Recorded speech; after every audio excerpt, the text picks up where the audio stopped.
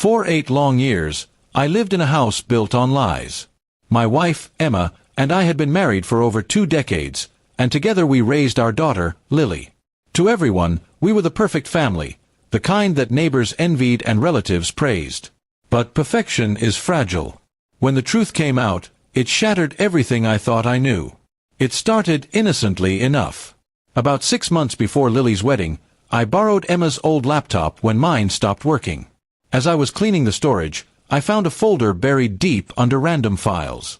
Inside were hundreds of emails between her and a man named Daniel, someone I knew. He was my former best friend, the man who stood beside me at our wedding. The emails dated back 8 years, filled with secret meetings, hotel reservations, and messages about keeping their love hidden. My hands trembled as I scrolled through each word. The betrayal wasn't just romantic, it was emotional, calculated, and continuous. They had shared memories, vacations, and private jokes, all while pretending I was none the wiser. The worst part was realizing that during those 8 years, Emma had smiled at me every morning as if nothing had happened. I didn't confront her immediately. Anger clouded my mind, but I knew reacting recklessly would only give her control of the situation. I needed to think and plan.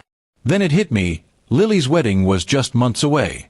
Both Emma and Daniel would be there, surrounded by family and friends. That would be the day I would reveal everything. For the next few months, I played my part perfectly.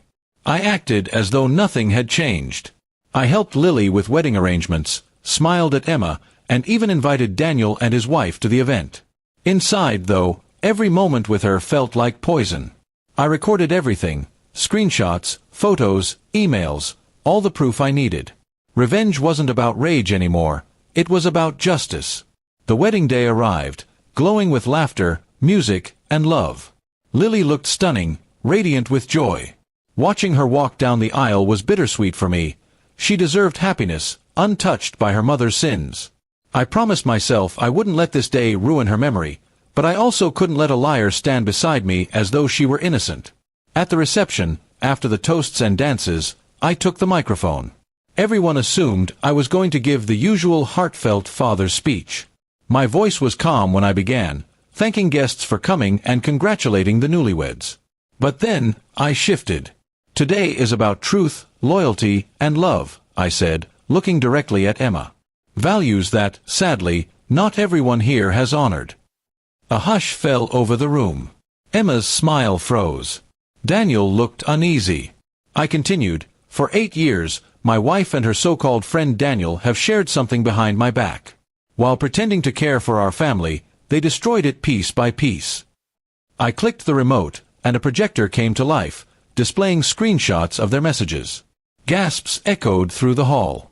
Emma's face drained of color. Daniel's wife burst into tears. Lily stood in shock, covering her mouth. The hall was filled with murmurs and disbelief. Emma tried to speak, but I cut her off. "You don't get to lie anymore," I said firmly. "Not here. Not in front of the people who believed in us." Then I calmly set down the microphone and walked out. Outside, the night air felt cold but freeing. For years, I had carried the weight of a false marriage, and now it was gone. People called after me, but I didn't turn back. I had revealed the truth, not to humiliate her, but to free myself. The next day, I filed for divorce.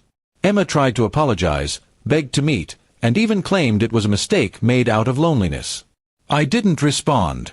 There are mistakes you can forgive, but betrayal over 8 years isn't one of them. Daniel's wife divorced him too, and his business reputation took a hit when his lies surfaced. Months later, Lily reached out. She said she was heartbroken but understood why I did it. She moved closer to me after that, visiting often. We rebuilt our relationship on honesty, something her mother could never give. As for Emma, she moved out of town. I haven't heard from her since. I don't hate her anymore. Hatred gives her space in my life she doesn't deserve.